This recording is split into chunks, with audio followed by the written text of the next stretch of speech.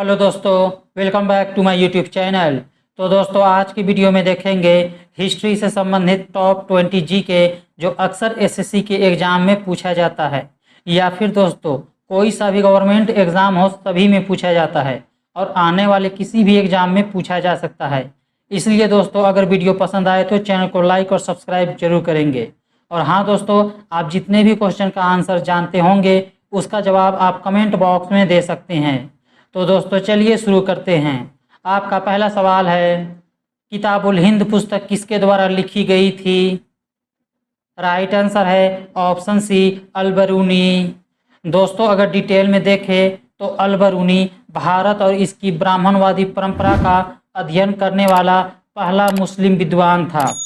उसे भारत विद्या का जनक और पहला मानव विज्ञानी कहा जाता है।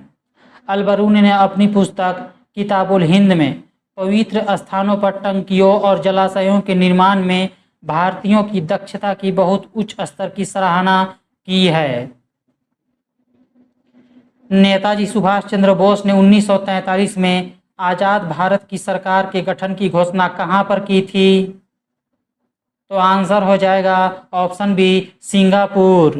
दोस्तों 1943 ईस्वी में 21 अक्टूबर को नेताजी सुभाष चंद्र बोस ने सिंगापुर में अर्जी हुकूमत ए आज़ाद हिंद या स्वतंत्र भारत की प्रांतीय सरकार के गठन की घोषणा की और ब्रिटिश साम्राज्य पर युद्ध की घोषणा कर दी थी। आज़ाद हिंद सरकार के गठन की वर्षगांठ हर साल 21 अक्टूबर को मनाई जाती है। सुभाष चंद्र बोस ने रानी झांसी रेजिमेंट के नाम से एक महिला रेजिमेंट का गठन भी किया था और आज़ाद हिंद फौज के 3 अन्य ब्रिगेडों के नाम थे क्रमशः सुभाष ब्रिगेड, नेहरू ब्रिगेड और गांधी ब्रिगेड। ब्रिटिश भारत में डुरंड रेखा की स्थापना या निर्धारण के समय वायसराय कौन था? राइट आंसर है ऑप्शन ए, लॉर्ड लैंसडाउन। दोस्तों 1893 ईस्वी में लॉर्ड लैंसडाउन के समय में अफगानिस्तान के अमीर या शासक अब्दुल रहमान ने ब्रिटिश भारत के विदेश सचिव सर मोर्टिमर डुरंड की अध्यक्षता में एक मिशन को एक संयुक्त अफगान सीमा आयोग के रूप में क्षेत्रों का सीमांकन करने देना स्वीकार किया था। वर्तमान में डुरंड रेखा जो है ये अफगानिस्तान और पाकिस्तान के बीच 2640 किलोमीटर की सीमा बनाती है। मॉर्ले मिंटो सुधार का भारतीय परिषद अधिनियम कब पारित किया गया था? राइट आंसर है ऑप्शन डी, 1909 ईस्वी में। दोस्तों 1909 ईस्वी में भारत परिषद अधिनियम, जिसे मॉर्ले मिंटो सुधार भी कहा जाता है, लाया गया था। इस अधिनियम द्वारा चुनाव प्रणाली के सिद्धांत को भारत में पहली बार मान्यता मिली थी।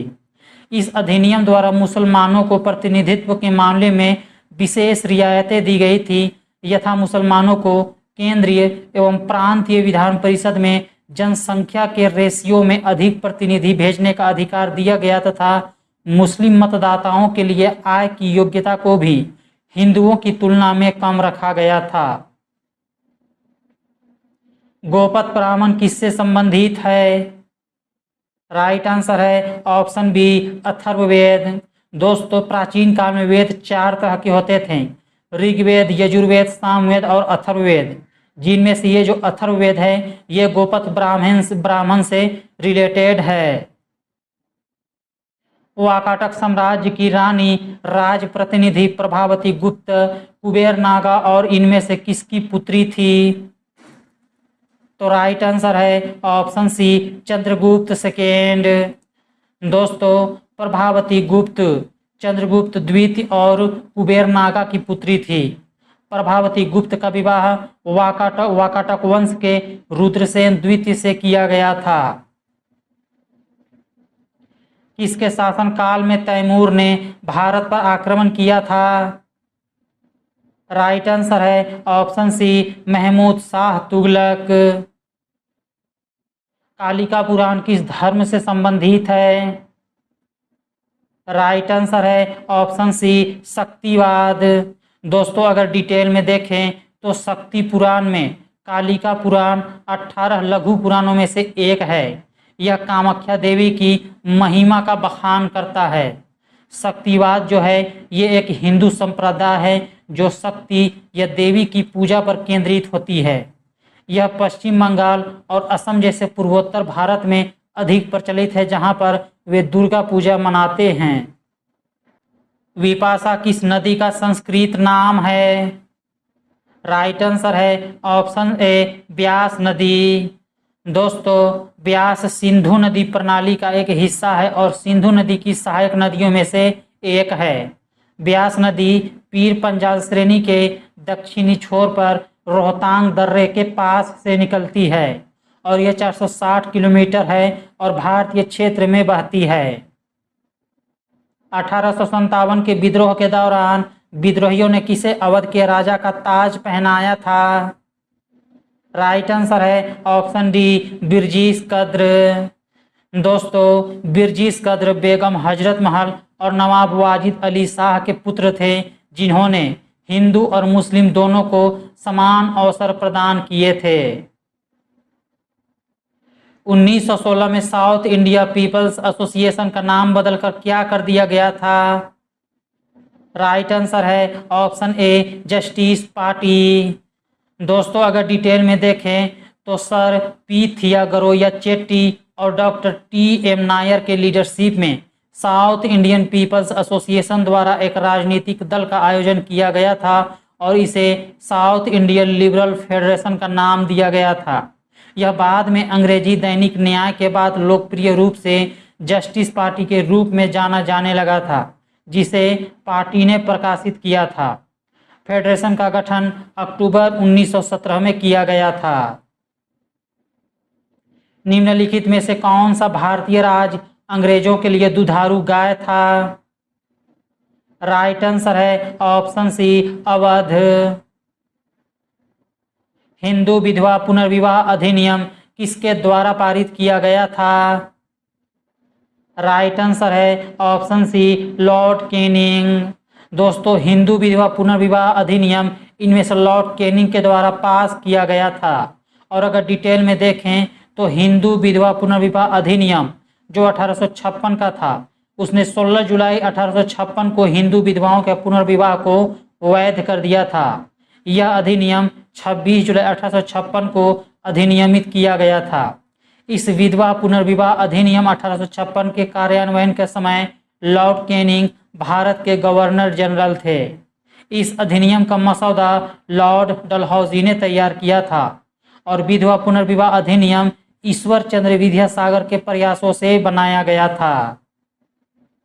इसके किस अधिवेशन में भाषाई आधार पर कांग्रेस की कार्य समिति का पुनर्गठन किया गया था? राइट आंसर है ऑप्शन बी नागपुर अधिवेशन 1920। दोस्तों, सी विजय राघवाचार्य की अध्यक्षता में 1920 में नागपुर अधिवेशन हुआ था। संविधान में हिंदी को राजभाषा के रूप में मान्यता कब मिली थी? राइट आंसर है ऑप्शन सी 14 सितंबर 1949 ईस्वी को। दोस्तों, अगर डिटेल में देखें तो कांग्रेस के बेलगांव अधिवेशन में हिंदी को सबसे पहले राष्ट्रभाषा के रूप में प्रस्तुत किया गया था और संविधान में हिंदी को राजभाषा के रूप में मान्यता 14 सितंबर 1949 को मिली थी। हिंदी को बढ़ावा देने के लिए 1953 से हर साल 14 सितंबर को पूरे भारत में हिंदी दिवस मनाया जाने लगा। और दोस्तों, आप ये भी याद रखेंगे कि विश्व हिंदी दिवस 10 जनवरी को मनाया जाता है। सोवियत संघ में हुए द्वितीय अंतर्राष्ट्रीय कम्युनिस्ट अधिवेशन में किस भारतीय ने भाग लिया था? राइट आंसर है ऑप्शन डी मानवेंद्र नाथ रॉय। निष्क्रिय प्रतिरोध का सिद्धांत किसने प्रतिपादित किया था? राइट आंसर है ऑप्शन ए अरविंद घोष। नासिक के जैक्सन हत्याकांड के प्रमुख अभियुक्त कौन थे, जिन्हें 19 अप्रैल 1910 ईस्वी को फांसी दे दी गई थी? राइट आंसर है ऑप्शन सी अनंत लक्ष्मण कन्हेरे। दोस्तों, अनंत लक्ष्मण कन्हेरे जिनका जन्म 7 जनवरी 1892 को हुआ था और उनका मौत 19 अप्रैल 1910 को हुआ था, फांसी देने की वजह से। एक भारतीय स्वतंत्रता सेनानी थे। 21 दिसंबर 1909 को उन्होंने आर्थर मेसन टिपेट्स जैक्सन को गोली मार दी थी, जो ब्रिटिश भारत में नासिक के जिला कलेक्टर थे। यह हत्या नासिक के इतिहास और महाराष्ट्र में भारतीय क्रांतिकारी आंदोलन में एक महत्वपूर्ण घटना थी। तमिलनाडु में नमक सत्याग्रह आंदोलन का नेतृत्व किसने किया था? राइट आंसर है ऑप्शन डी, सी राजगोपालाचारी जी। दोस्तों अगर डिटेल में देखें तो सी राजगोपालाचारी जी ने तमिलनाडु में नमक सत्याग्रह आंदोलन का नेतृत्व संभाला था। महात्मा गांधी द्वारा दांडी मार्च से प्रेरित होकर सी राजगोपालाचारी के नेतृत्व में 100 लोगों के एक समूह ने वेदारण्यम तक मार्च किया और अंग्रेजों द्वारा लगाए गए नमक कानून को तोड़ने के लिए अप्रैल 1930 ईस्वी में समुद्री जल से नमक निकाला था। उन्होंने 13 अप्रैल को तिरुचि से अपना मार्च शुरू किया और 28 अप्रैल को वेदारण्यम पहुंचे थे। निम्नलिखित में से कौन सा सही मायनों में भारत का पहला व्यापारिक संघ था? राइट आंसर है ऑप्शन ए, मद्रास श्रमिक संघ।